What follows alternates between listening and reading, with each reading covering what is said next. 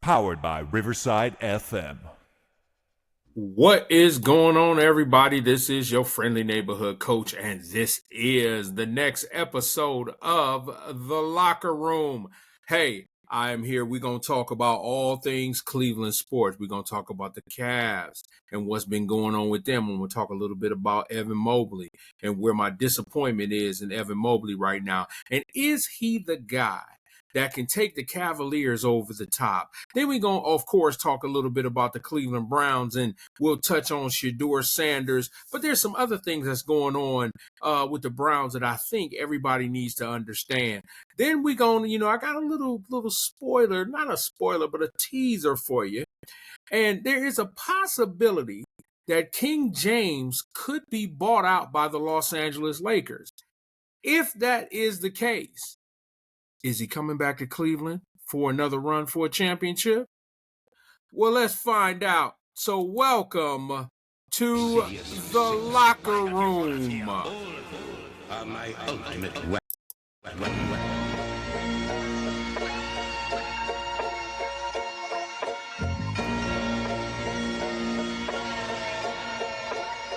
Yo. Designed for disaster, from the mind to the master. Plot thicker than encyclopedias with unlimited chapters. Face like I play poker, so you get no hints of the takeover. We hear the bulldozer, the slave owners. Call us insidious, cause we reject the silliness and refuse to participate in your game of idiots. I'm so annoyed by the trashy, more flashy than the paparazzi. I avoid with flashing they Polaroids. I'm not your hero, light up the signal. You SOL, I'm busy, sipping my Tito's in the casino. Go ahead. Yeah, so this is the next episode of The Locker Room. And I am your friendly neighborhood coach. And here in The Locker Room, we talk about all things Cleveland sports. I'm born and raised Cleveland, Ohio, Harvard Ave. Harvard Ave born, Harvard Ave bred, and I'll be one till he takes me home. You understand? I always represent Cleveland. I love Cleveland. I love my neighborhood. I love my Cleveland sports, and that's all I talk about. Also, if you have not subscribed to The Locker Room, I don't know what y'all waiting on. Y'all need to go ahead and go to The Locker Room on YouTube and go ahead and subscribe. Also, if you want to see this beautiful face, also, you can see me on 3 The Hard Way. I am a proud member of 3 The Hard Way. Me, my man L Train, and their captain, Terrence Austin. All right? So, what we going to get into? Well, let's talk about it. We're going to get into the Cleveland Cavaliers and what they have done over these last few games. We're going to talk about what the Browns are doing. This is a bye week for the Browns, so that means there can't be anything to really talk about when it comes to the Browns, right? Au contraire, mon frère. Au contraire. There's always something to talk about when it comes to this dysfunctional organization. All right? We might touch on a little bit of the World Series. I know it was Game 7 today. I haven't gotten an update. I know it was Toronto and Los Angeles. I know Shohei Ohtani, I believe, was pitching tonight to try to win the World Series. I don't have any updates. I might check my phone in a minute and get an update. Plus, there has been rumors, inklings, whispers, innuendos that the Los Angeles Lakers might be thinking of buying out LeBron James. What does that mean for the Cleveland Cavaliers? Could there be a possibility of LeBron coming back home for one last run, one last time? Don't know. We'll get into it in a minute. But let's start with the Cleveland Cavaliers. So the Cleveland Cavaliers started their run. And last night they played an awful Toronto Raptor team. I'm sorry. I'm going to say it. They are terrible. Toronto is a dumpster fire. They're awful. But the Cavaliers lost to them last night. But before everybody gets alarmed, Donovan Mitchell was out. Darius Garland was out. Max Strus is out. Jared Allen is out. Okay. You got your starters that are out. So you only had Evan Mobley and DeAndre Hunter as anyone who was from the starting group. Okay. You had Tyrese Proctor out there. You had Alonzo Ball was out there. You had Jalen Tyson was out there. Dean Wade was out there. So you had a hodgepodge of players that were out there. Now, the game really went pretty well. I like Lonzo Ball. Jalen Tyson, I think he's starting to figure it out.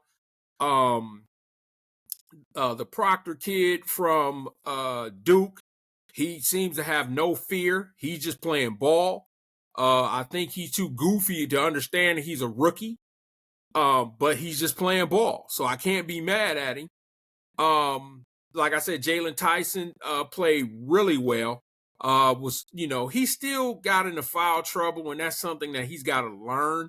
And he's going to learn the NBA game, but I like what I saw out of him. Lonzo Ball was Lonzo Ball.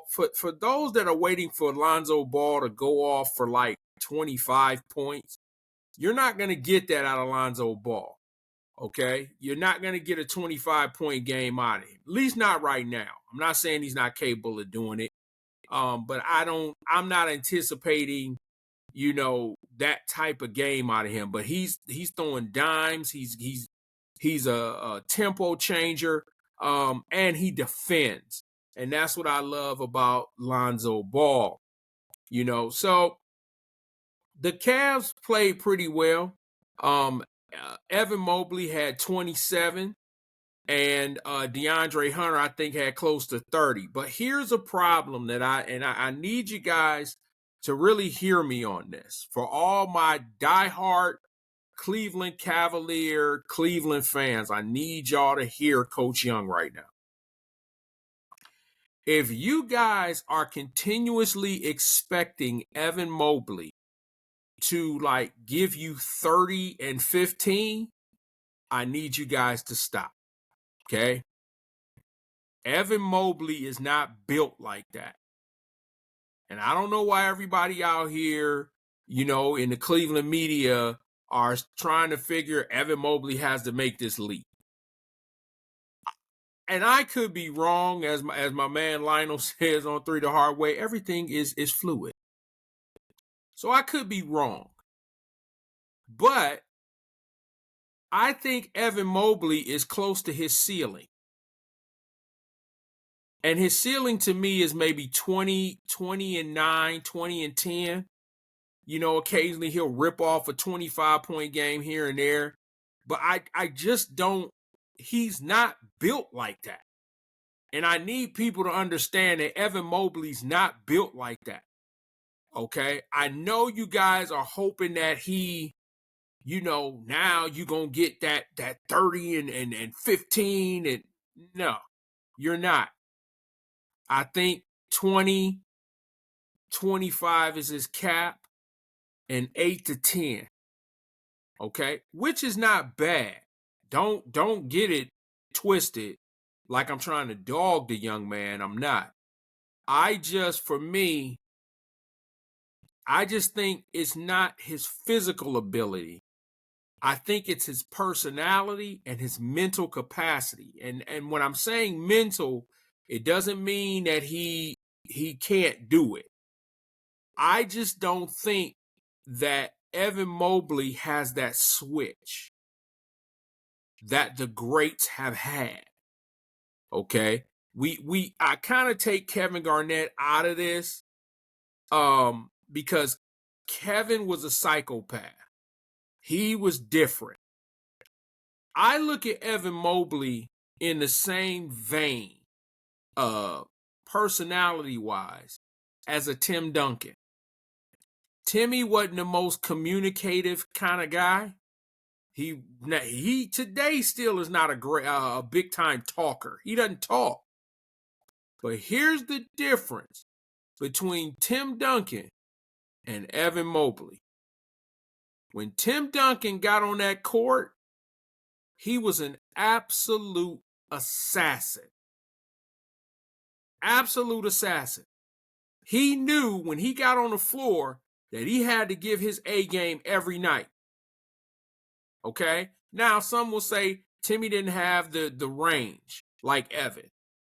Evan's a shooter, but he's not a maker.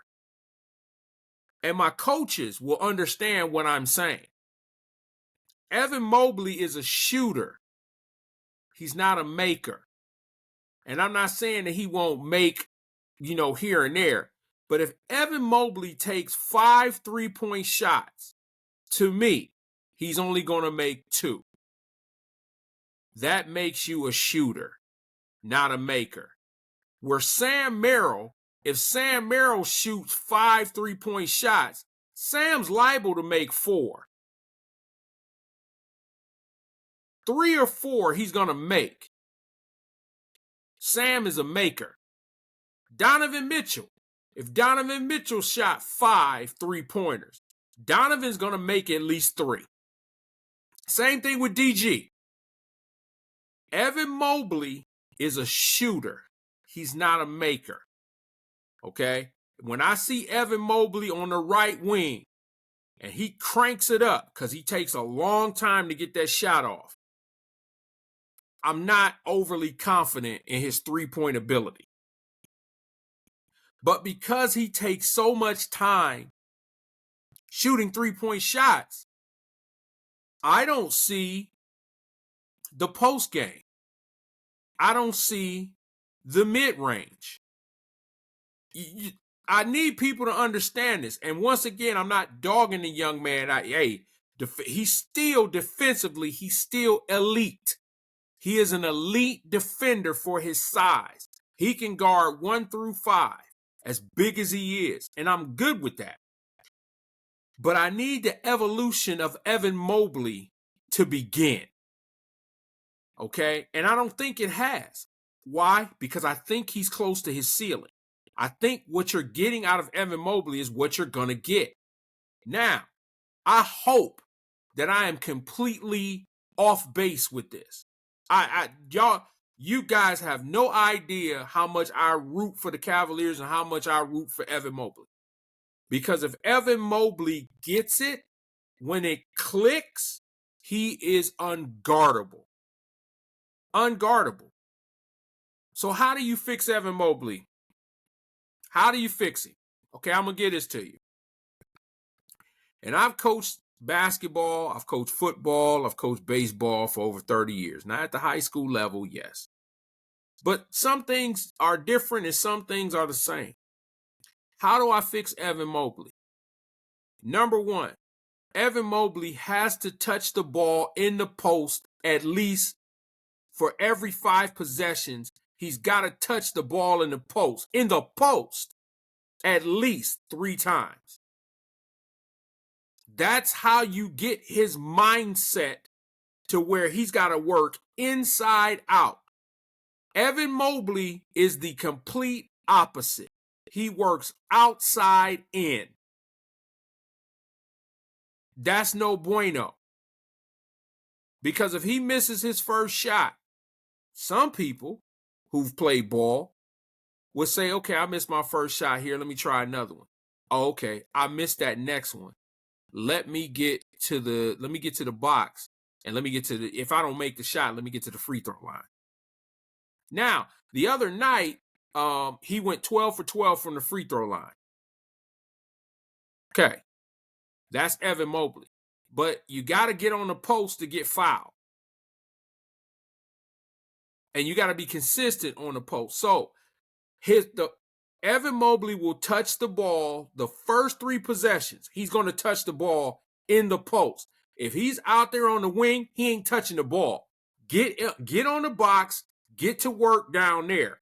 Then when you get your rhythm, okay, now you can go ahead and step out because now you become unguardable. If I can get a couple buckets or I can get to the free throw line and start hitting my free throws, Then I can move out to the 3-point line because that wing defender now has to recognize me. Because now I'm telling you, you got to come out and get me. I done hit a couple down here. I done made it to the free throw line. Now you got to come get me. Evan Mobley is doing things completely opposite. Just watching. Now I'm hopeful that this next game on Sunday, he starts in the post and he just goes to work. Because Evan Mobley is really skilled. I need folks to understand he's a skilled player. But Evan has got to get the mental side of the game. I remember a conversation that Carmelo Anthony talked about with Michael Jordan, and where Michael broke it down to him as a science. Said you can average 28 points a game. He said that's 7 points a quarter. 7. He broke it down even further, okay? He said you could get a couple buckets and then shoot 3 free throws. Or 4 free throws, somewhere in there. He broke it down to him like a fraction. Where Carmelo Anthony said when he started implementing what Michael told him, at one point he was averaging almost 30 a game. Because he was only doing 7 points a quarter. Now, he said there would be some quarters he would hit for 12 or 14 points. Okay? But it's a science about scoring. And Evan has got to understand that.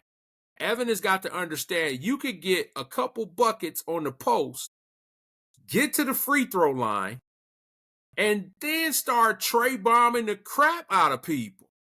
Because now you're in a rhythm. Now you've gotten up a lather. Now you work in the game. Okay? If your 3-point shot is off, go back to the box. Go home. And let's get it going. All right? So I just think right now, Evan just has to figure this thing out, okay? I also said this on 3 the Hard Way. By the way, if you have not, again, subscribed to 3 the Hard Way, I don't know what y'all waiting on. Go to YouTube and hit 3 the Hard Way Sports Podcast, all right? And you can see me, the captain, and L Train, all right? Listen. Also, when it comes to the Cavs, I really had a problem last night with DeAndre Hunter. And let me speak my mind here. DeAndre Hunter went Marcus Haynes. Now, if everybody know, I might be dating myself. Marcus Haynes played for the Harlem Globetrotters. Marcus Haynes was a dribbler. He was, Marcus Haynes, I'll show you how. And why am I referring to that? Because there was a point in the fourth quarter where DeAndre Hunter dribbled the ball for at least 12 seconds. At least 12 seconds. Come on, man. Give up the rock. Pass the rock. If you're dribbling, and that's when Kenny Atkinson was talking about ISO ball. He said we kind of got into some ISO ball. No, all he had to say was DeAndre Hunter got into ISO ball. That's what he did. Okay? Evan sometimes gets a little beside himself with his handles.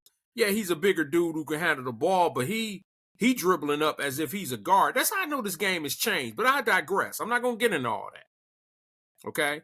But Marcus Haynes, DeAndre Hunter started dribbling the ball all over the place. Like, come on, dude. Pass the rock. Okay? They treat the paint like it's the Ebola virus. Like, get on the box. Get in the paint. Get to work. Okay? And I may be nitpicking, but I'm like, move the ball. That is a Kenny Atkinson offense. Move the ball. Ball movement. Man movement. The ball has energy. Do your thing. Okay? And one last thing about Evan Mobley. Evan Mobley was the best player on the floor last night. He scored 27. But it was the most quietest 27 I've ever seen. It was quiet. I need Evan Mobley to demand the ball. Demand the ball. You don't have to scream for it. Get to the box. Put that right hand or left hand up. Donovan Mitchell's going to get you the ball. Lonzo Ball's going to get you the ball. Darius Garland's going to get you the ball. Craig Porter Jr. is going to get you the ball. These guys are going to get you the ball. But to get it, you got to command it. You got to demand it. And that's what Evan Mobley is not doing. And I know Kenny's a nice guy. And I know they've probably been trying to tell him. I know Donovan Mitchell came out over the summer and said, look, Evan Mobley's got to be our guy. He's willing to give up shots so that Evan Mobley can be the guy. But I was asked this question on 3 the Hard Way. And I'm going to answer it the same way. Unless Donovan Mitchell is not on this team, Evan Mobley will be that kind of player that we see right now. And it's no fault of Donovan Mitchell. Donovan Mitchell is an alpha. He's that guy out there. He's a certified bucket. If he needs to get a bucket, he's a certified bucket. And so I compared it to this. And I'm not saying these are who these players are. But Pippen needed Jordan, and Jordan needed Pippen. But here's what happened.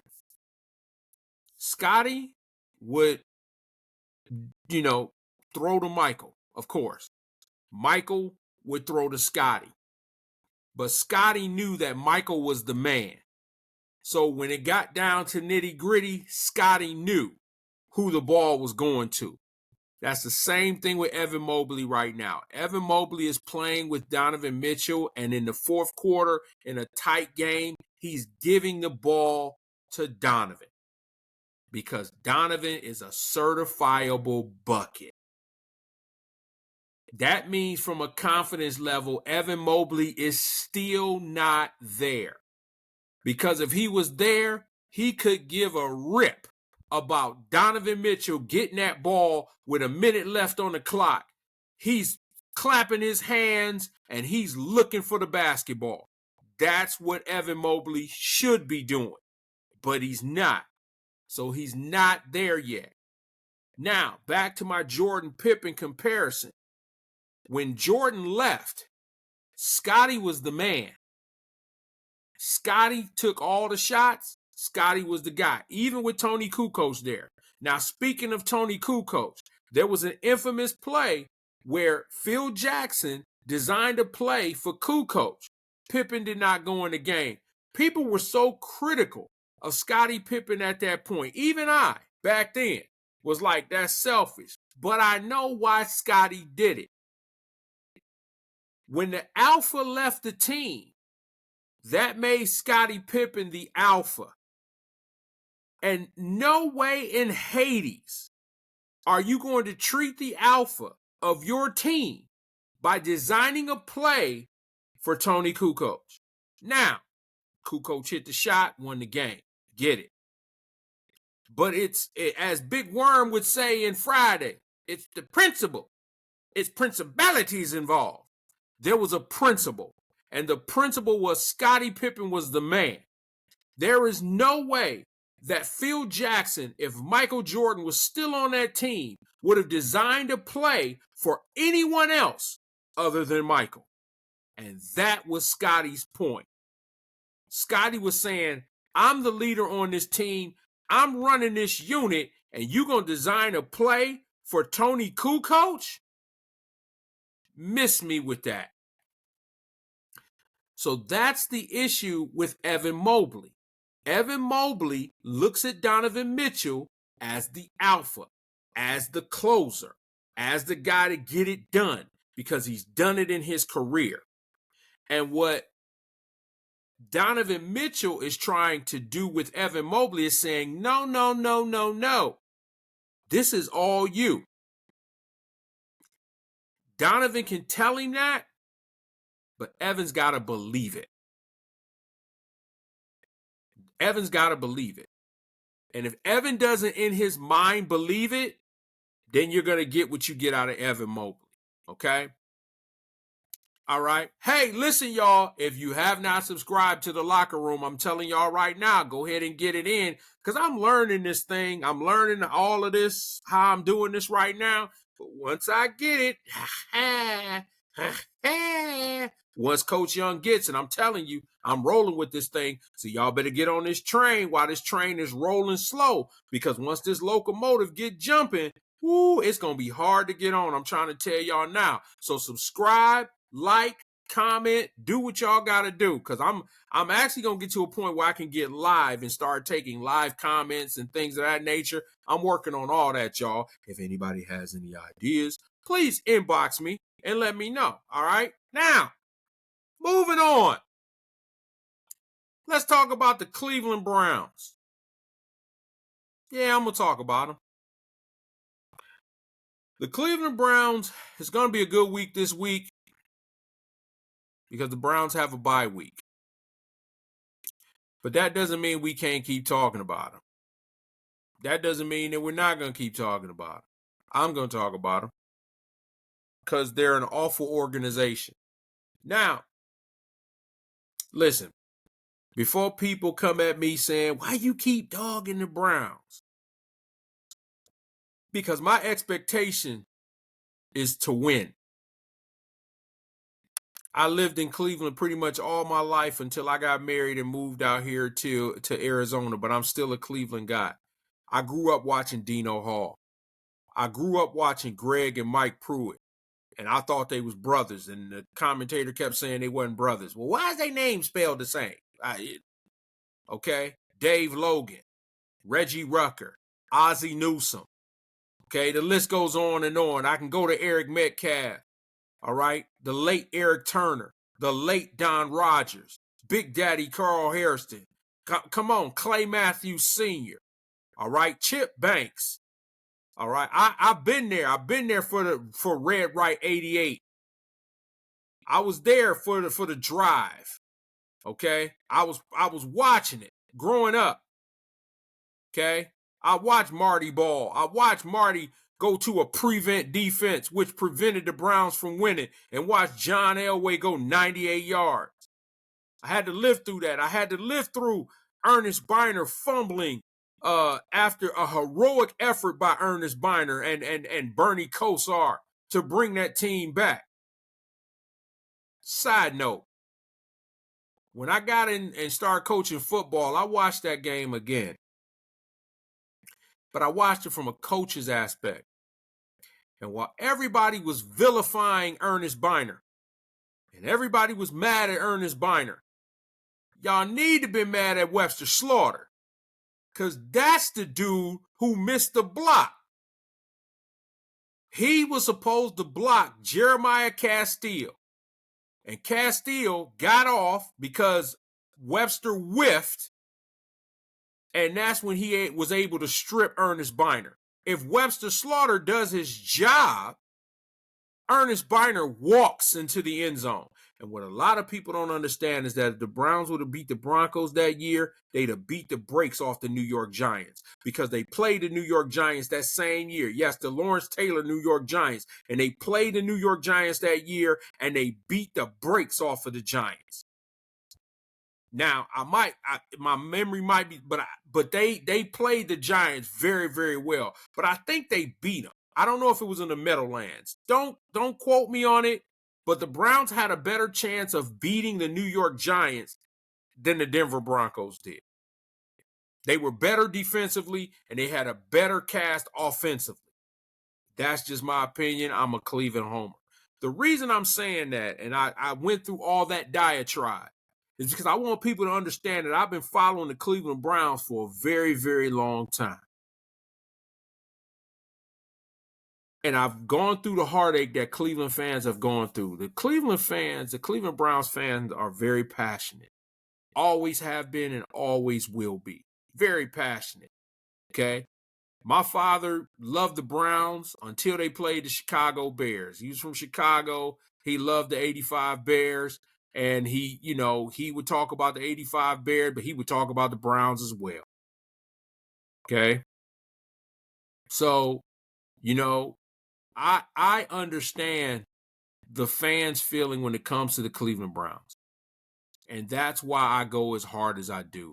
It wasn't until I left Cleveland to understand that the problem with the Cleveland fan is they're okay with mediocrity.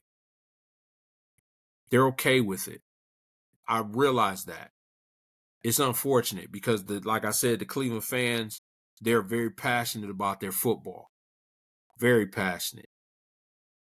Browns are 0-16 and the people were still filling up that stadium because they have hope.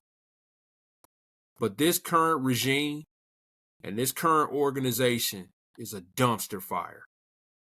And here's why I say it's a dumpster fire. Jimmy Haslam, I said it before and I'll say it again, is a Temu version of Jerry Jones. He puts his nose in the middle of everything and thinks that he can throw money in front of it and whatever. It'll either come to him or go away. But guess what? There are a lot of people, and I'm talking into, Cleveland City Council that fell for that. I'm not going to get overly political. But tell me what's the difference between what Jimmy Haslam did and what Art Modell did other than taking the team out of Cleveland. Tell me what was different. Nothing. The Browns are meant to be down at the stadium downtown. They're meant to be there. I remember going to the last game against the Cincinnati Bengals when they moved to Baltimore and watched every fan in there basically dismantle the stadium. People was walking out of there with rows of seats. Me and my wife were there, watched it. Okay? But this organization since 1999 has been the most dysfunctional organization in the NFL. Okay? No shot at the late Al Lerner. He did, and he actually saved the organization by getting them back. No disrespect to the Lerner family. Okay? But the Haslams, give me a break. Jimmy has made bad move after bad move after bad move. Okay? Somebody tell me what Paul DePodesta's job is. No idea. Paul DePodesta is a baseball guy. What does he know about the NFL? And all these analytics. Come on, man. Then we get to Andrew Berry. Andrew Berry, he was supposed to do, during the bye week, he always has a press conference, but he seems to be running right now. Well, why is that? Why is Andrew Berry running? Because he don't want to answer Shedeur Sanders' questions. And then Kevin, we've got to be better. We've got to be better top to bottom. We've got to coach better. We have to evaluate everybody. Shut up. Nobody want to keep hearing that, man.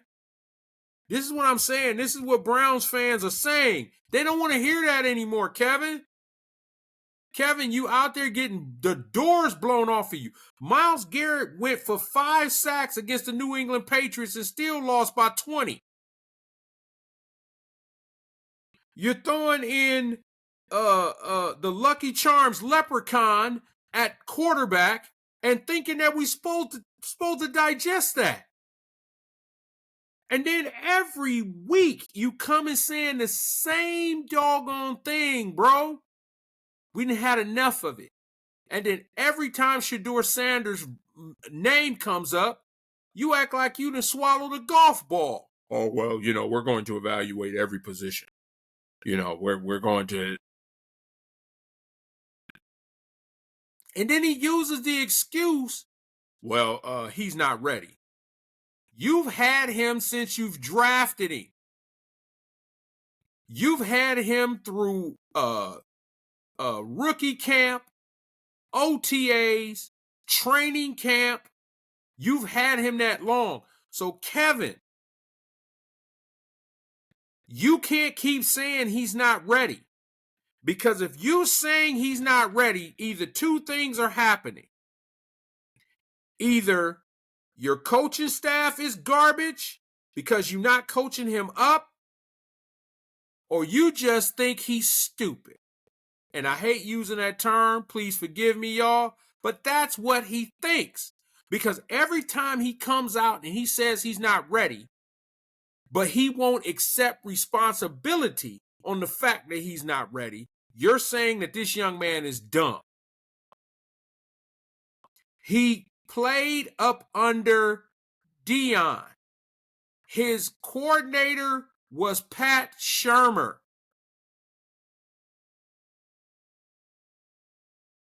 He played in a pro-style offense at Colorado. What can't he pick up? But yet and still, you want to send the Lucky Charms elf and put him behind center, okay? Where you got all those old fossils up front. You're getting Quinshon Judkins killed because Joel Bitonio ain't Joel Bitonio no more. Wyatt Teller is not Wyatt Teller. And then you got hamburgers on as a right tackle and French fries as a left tackle. I mean, come on, guys. This is the problem. This organization has been dysfunctional since 1999. And it's just gotten worse. I'm not going to, hey, was I excited when they went and got Deshaun Watson? I sure was. I didn't want Baker to leave, though. I didn't. But you went and you got a proven Pro Bowler. What else can you say? You gave him $250 million guaranteed. And guess what? It didn't work out. But now that I see how Kevin Stefanski's offense runs, it kind of makes me think twice about blaming Deshaun Watson. And I'll make this statement, because I know there are a sector of people out here that say, okay, he won't play Shedeur Sanders because he doesn't like him. And there's some out there that's saying because of skin color. That's just dumb. Okay? What I will say is this. Kevin Stefanski does not like demonstrative or quarterbacks who have personality. Can I prove it? Sure can. Baker Mayfield. Jameis Winston. Jacoby Brissett. Now Shedeur Sanders. Look at the quarterbacks that he's had his most, he had success with Baker, but he couldn't control Baker. Okay? He couldn't control Jameis Winston. And he knows in his mind he can't control Shedeur Sanders. And what I mean by control is he wants his offense run his way. Where Baker saw deficiencies and mistakes and he made up for them. Where Jameis will give you 4 interceptions. However, he'll throw 4 touchdowns and throw for 300 yards. He's a gambler. He was always that way. Kevin don't like gamblers. Jacoby Brissett was just good enough. But when Jacoby's issue, I believe, is because he galvanized that locker room. Kevin Stefanski wants to be the only voice in the Browns locker room. He wants to be the only leader in the Browns locker room. Somebody debate me on it. Because the proof is in the pudding. He's had quarterbacks that have had personality. He's had quarterbacks that have galvanized the locker room. And what has happened? He's gotten rid of them. And now he's got Dillon Gabriel, okay? And Dillon Gabriel is doing exactly what he's been told to do. Because Dillon Gabriel is not going to fight. He's trying to stay in the NFL. He's a rookie. I'll add on 2 more. Look, Joe Flacco.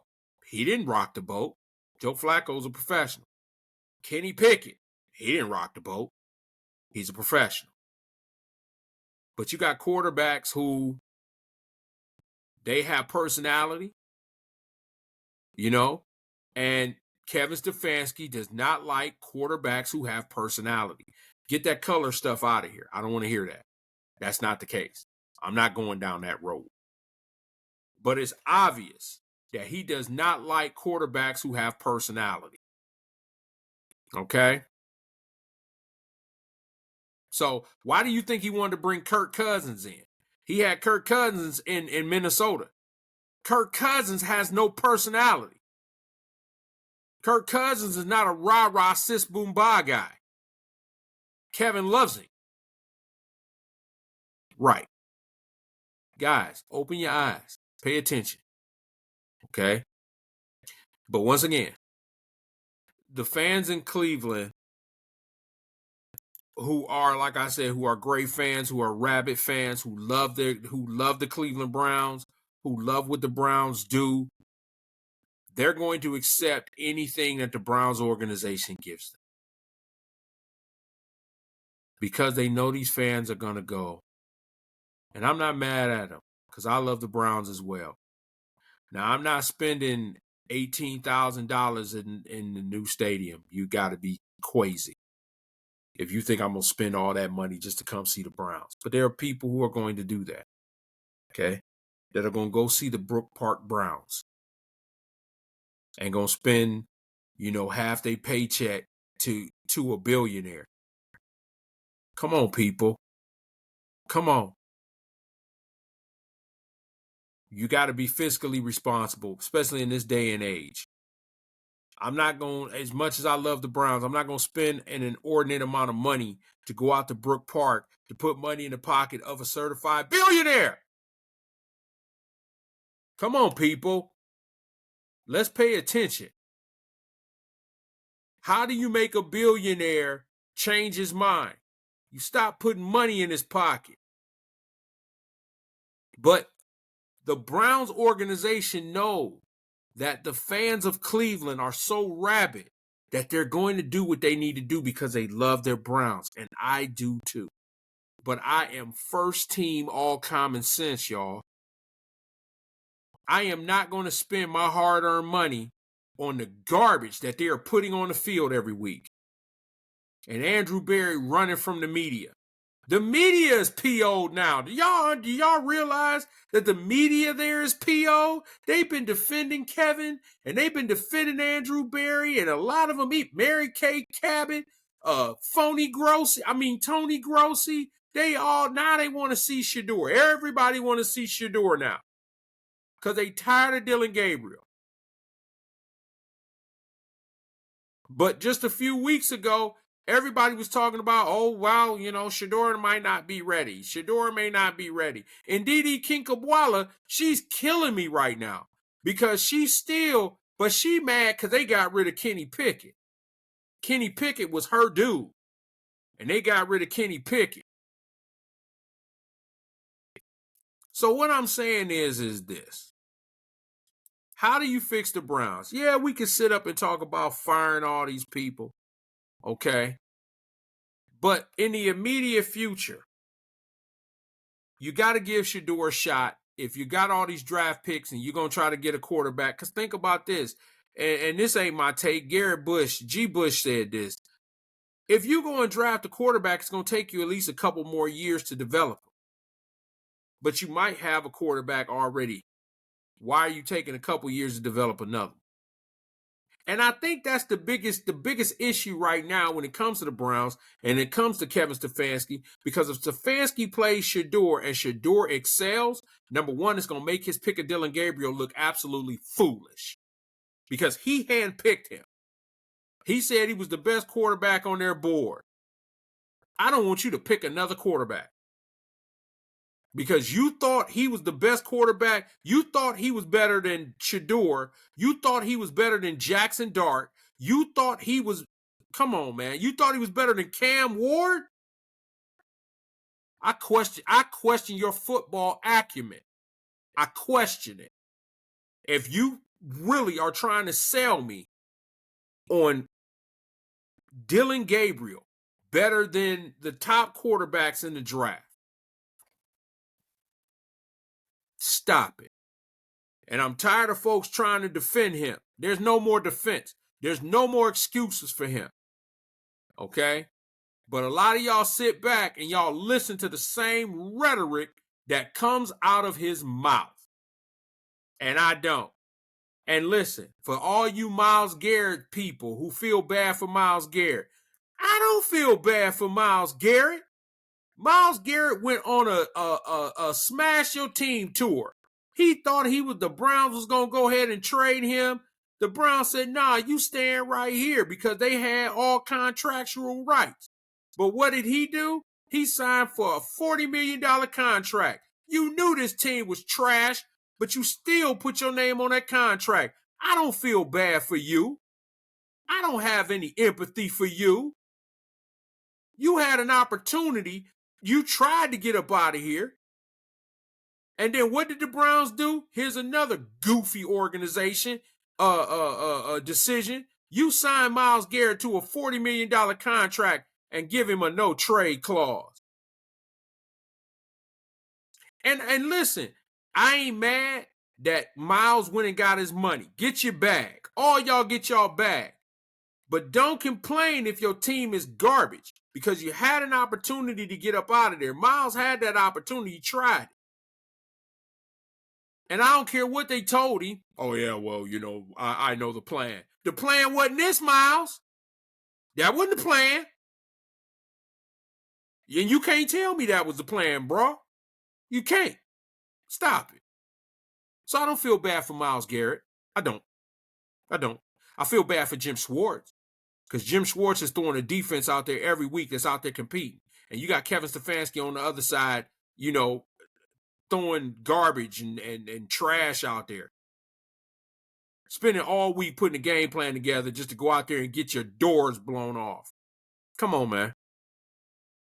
But the fans of the Browns have to be tired of it, and they have to start making noise. And what I mean by making noise is you got to bring the signs out, y'all. Get down there at the stadium. Bring the signs out. Let it be known. Boo them, not the players, because the players is out there giving everything they got. But when Kevin just continue to boo them. But y'all got to start, because these national broadcasts start putting these signs up. I ain't telling nobody to go there and put a bag over their head, goofy.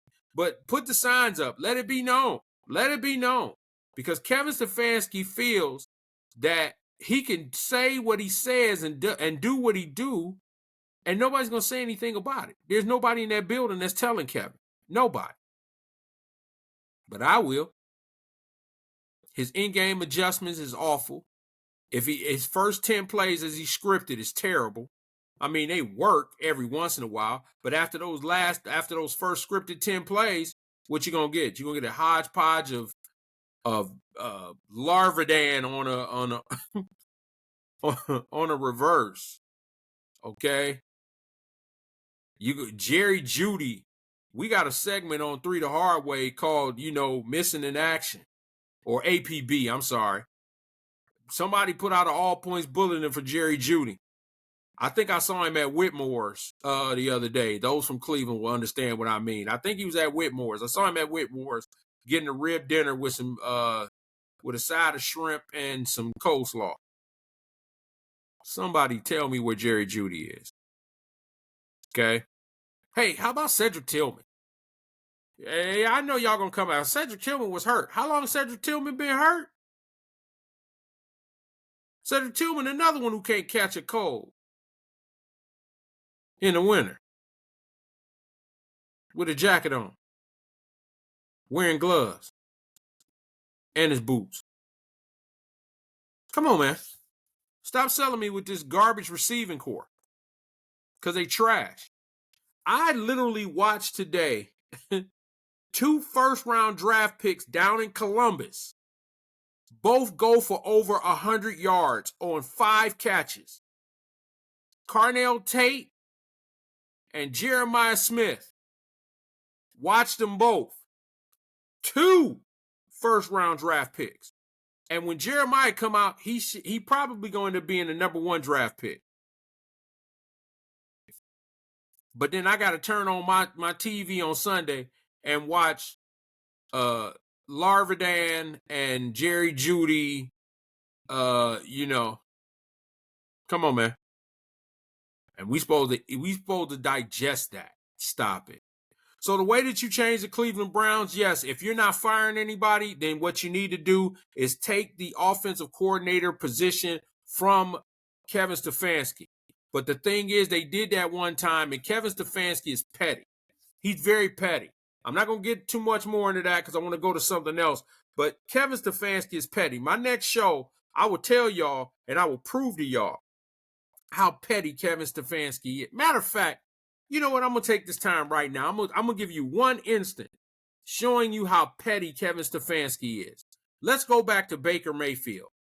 Baker Mayfield tore his labrum, okay? Now, they said he couldn't hurt himself anymore, but it was obvious that he was struggling. A coach's mindset is you have to sometimes save a warrior from themselves. Kevin Stefanski kept throwing Baker Mayfield out there, even though I know the doctor said he could go and Baker could go. Baker said he could go. But as a coach, you sometimes have to sit a guy down and save him from himself. No. Not only did he throw him back out there, but he threw him back out there against the Pittsburgh Steelers. And he put a rookie right tackle. I can't even remember who the right tackle was at the time. But he put a rookie right tackle out there, and T.J. Watt went absolutely nuts. He went supernova that game and just obliterated Baker Mayfield. Now, let me show you how petty Kevin Stefanski is. Because after that Pittsburgh game, Baker Mayfield was very critical of Kevin Stefanski. And what he said was this: I don't know why I was out there with a rookie right tackle against an all-pro rush linebacker. Okay, all you Steeler fans think he's a defensive end, you're wrong. He's a rush backer, kind of like Kevin Green. That's who he was, okay? But when he said that, from that point forward, Kevin Stefanski was done. He was finished. Kevin Stefanski is the pettiest head coach in football right now.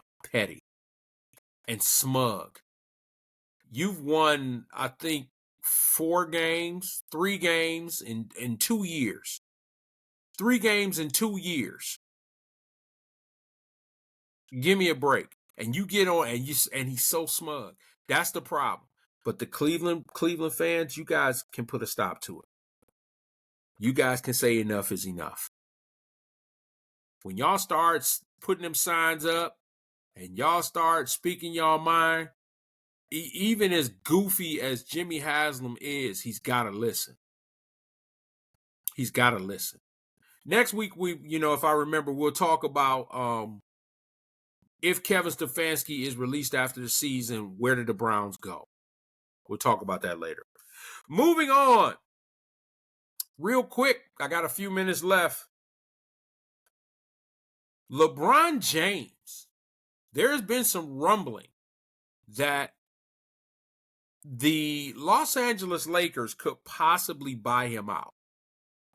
Now, I don't have, strong sources on that. I'm throwing it out here. I'm not saying that this is going to happen tomorrow. Now LeBron has been hurt, which, Charles Barkley said it. You can't beat Father Time, and he's had a sciatic issue.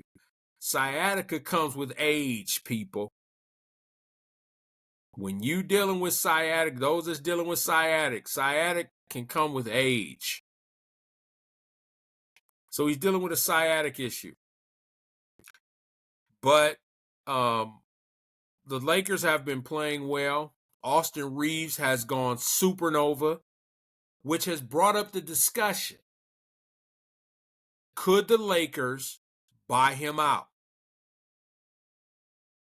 And if the Lakers bought him out, would LeBron James go back to Cleveland as a free agent? Okay.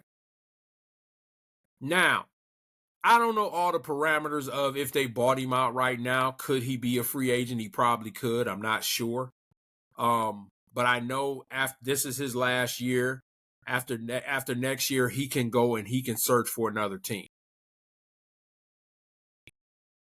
is there any other team out here that he would go to?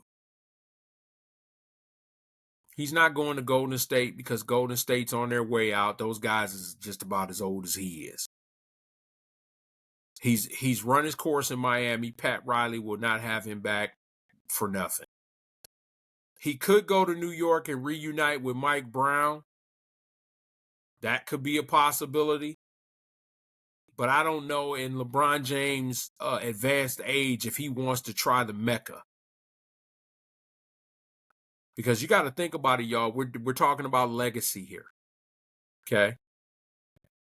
The storybook ending for LeBron James is if he went back to Cleveland and won another championship with this Cavalier team as constructed. That would be the cherry on the sundae for LeBron James, is that he brought the city of Cleveland 2 NBA championships.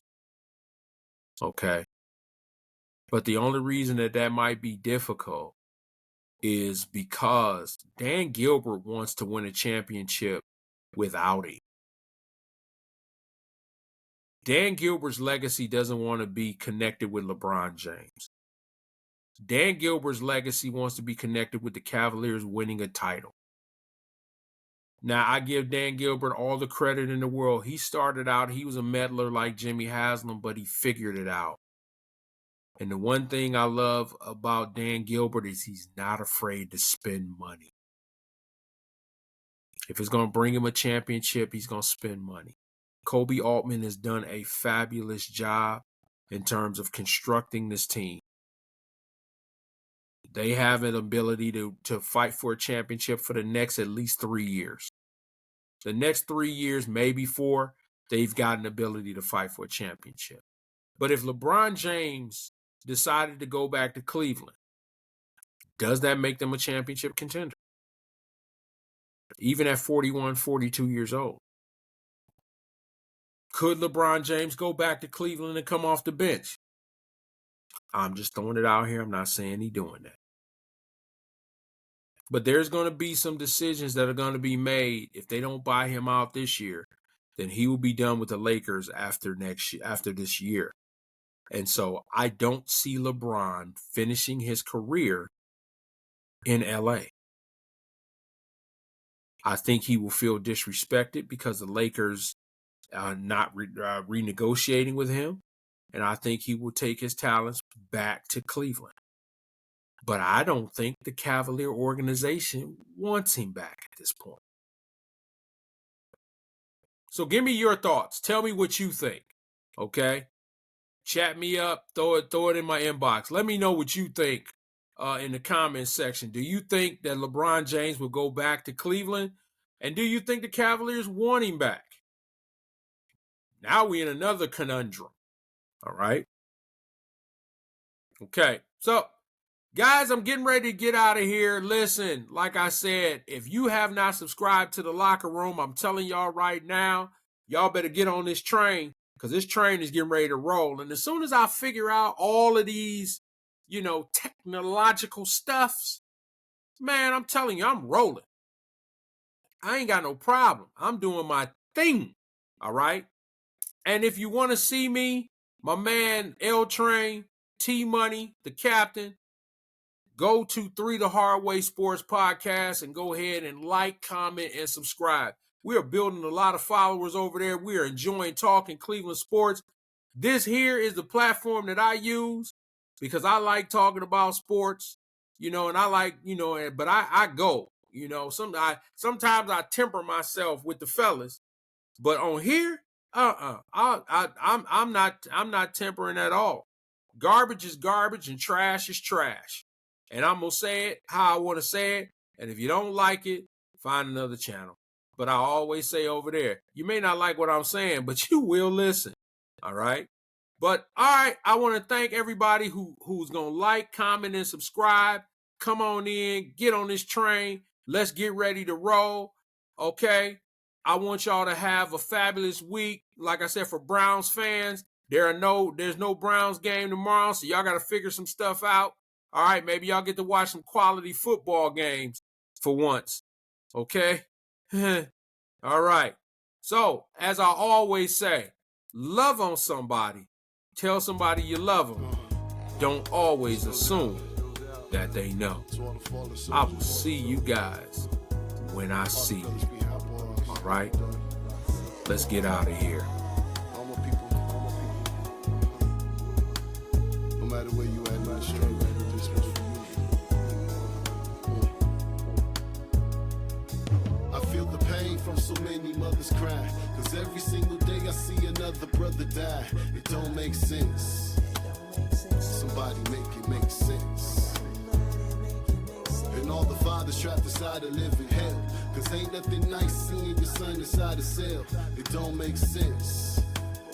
So please make it make sense. Yeah. Our neighborhoods ain't the same, it's a shame. It used to be love, but now we curse with all this pain. What happened to the days we would party at the park, reminiscing, drinking liquor, barbecuing?